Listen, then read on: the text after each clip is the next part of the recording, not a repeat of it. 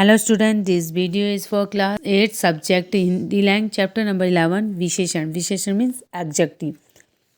हम क्या पढ़ेंगे? विशेषण पढ़ेंगे। संज्ञा या सर्वनाम की विशेषता बताने वाले शब्द विशेषण कहलाते हैं। संज्ञा या सर्वनाम की विशेषता बताने वाले शब्द विशेषण कहलाते हैं। जैसे देखिए, मोटा आदमी दौड़ रहा है, दो बच्चे दौड़ रहे हैं, मैदान में कुछ घोड़े हैं, वह इमारत ऊंची है। मोटा आदमी, दो बच्चे, कुछ घोड़े, वह ऊंची इमारत। तो आदमी, बच्चे, घोड़े क्या है? संज्ञा है। और इनसे क्या है? मोटा, दो और कुछ तथा वह शब्द संज्ञा की विशेषता बता रहे हैं। तो मोटा, दो, कुछ, यह शब्द क्या है? विशेषण है। संज्ञा अथवा सर्वनाम शब्दों की विशेषता बताने वाले शब्द विशेषण कहलाते हैं। संज्ञा अथवा सर्वनाम शब्दों की विशेषता बताने वाले शब्द विशेषण कहलाते हैं। जिन संज्ञा अथवा सर्वनाम शब्द की विशेषता बताई जाती है वे विशेष्य कहलाते हैं। जिन संज्ञा अथवा सर्वनाम शब्द की विशेषता बताई जाती है विशेष्य कहलाते हैं।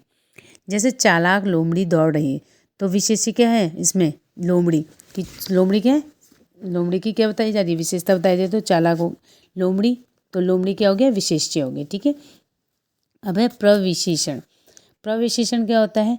जो विशेषण शब्द विशेषणों की भी विशेषता बताते हैं। जो विशेषण शब्द विशेषणों की भी विशेषता बताते हैं वे प्रविशेषण कहलाते हैं।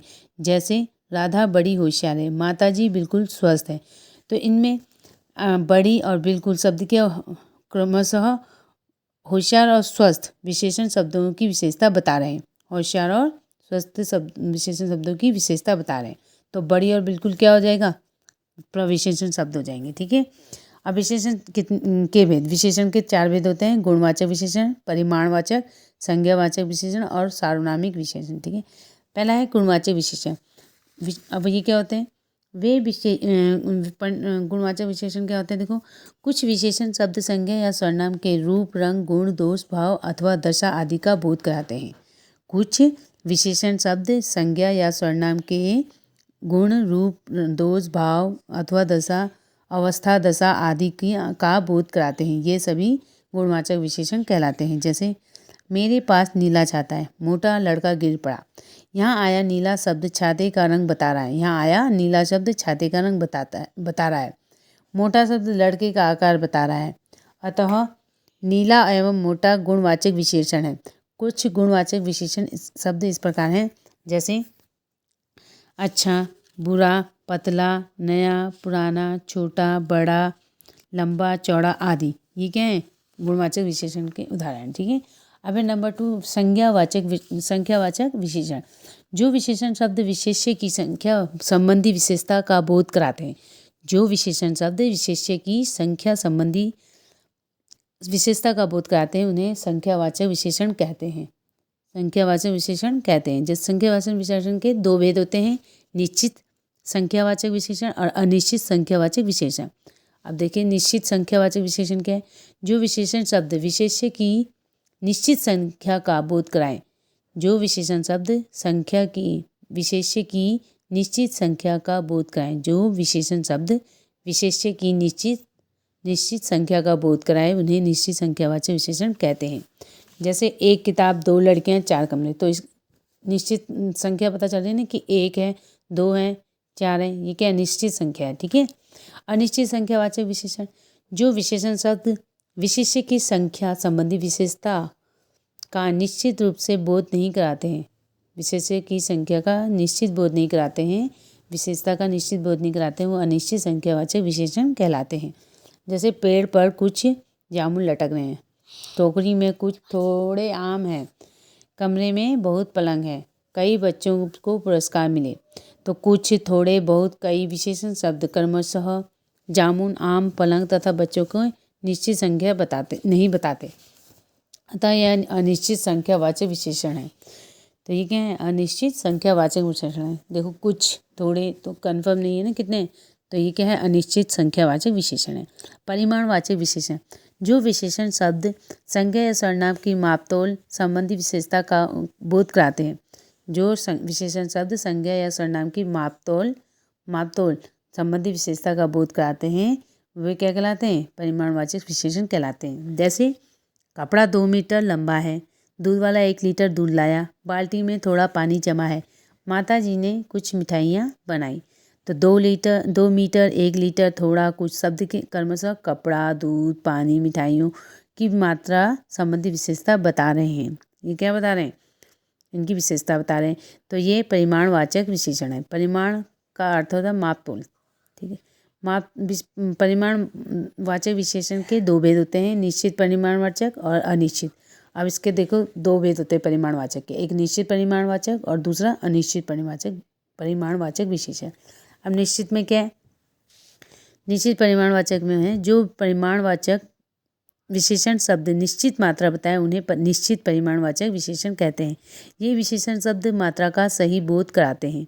जैसे 5 लीटर तेल, 10 मीटर कपड़ा, 1 किलो चीनी। तो ये एक निश्चित माप है ना। तो ये क्या है?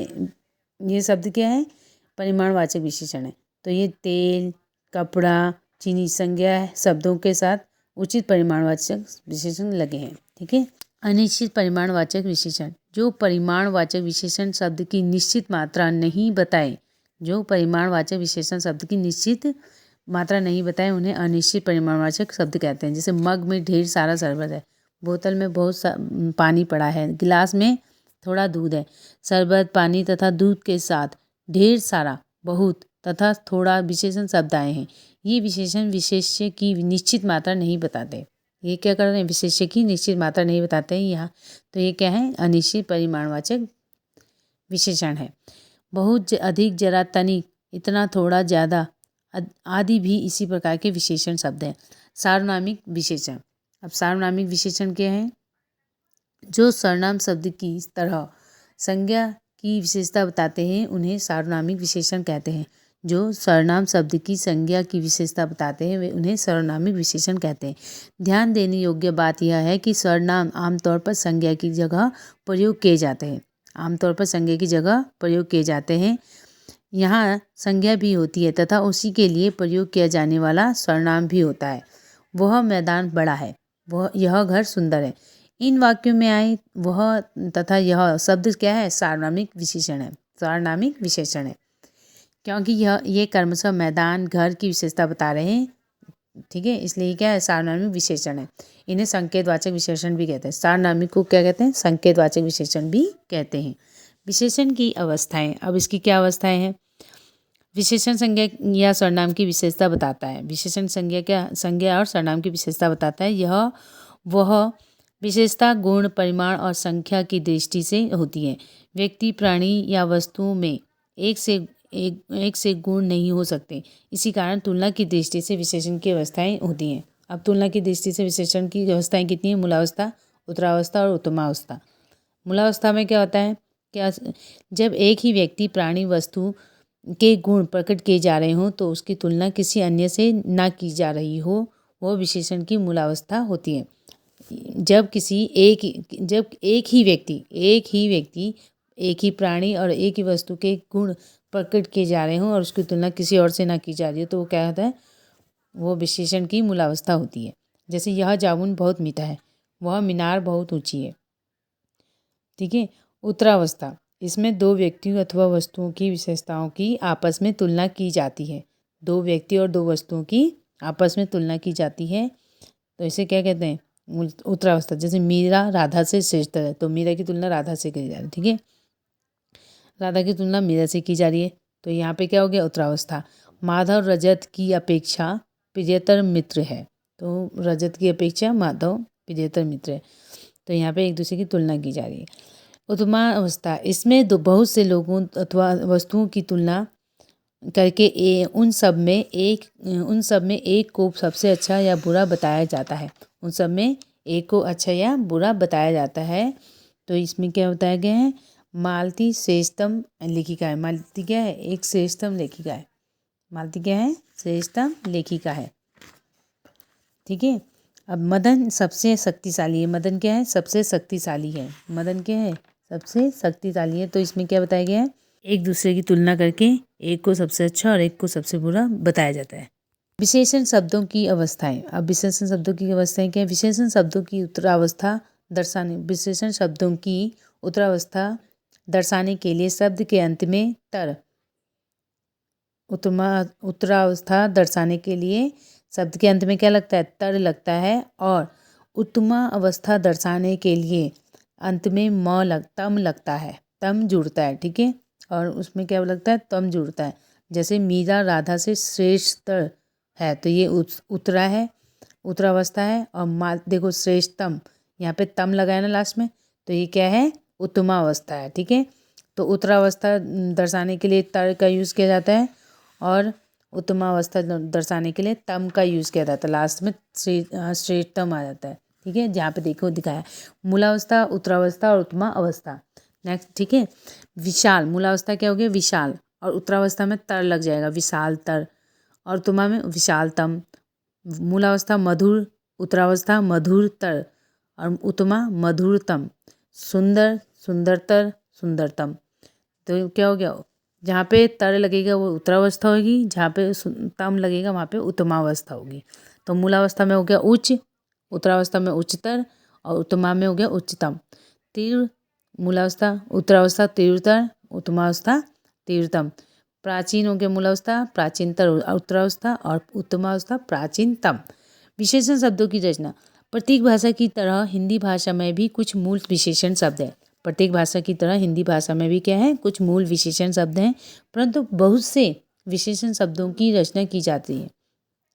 संज्ञा से विशेषण शब्दों की रचना। अब संज्ञा से विशेषण देखो, संज्ञा से विशेषण शब्द कैसे बनते हैं? पुराण, पौराणिक विशेषण बन गया। संज्ञा क्या है? नियम। इसका विशेषण क्या बन जाएगा? नियमित। संज्ञा स्मरण, तो इसका विशेषण हो गया स्मरणीय। संज्ञा हो गया चर्चा, विशेषण क्या बन गया? चर्चित। संज्ञा क्या होगी? शास्त्र, शास्त्र संज्ञा होगी और इसका विशेषण बन गया शास्त्रीय। पत्थर क्या हो गया? संज्ञा, और पथरीला हो गया विशेषण। ठीक है, तो ये क्या बन गया? संज्ञा से विशेषण शब्द बन गए।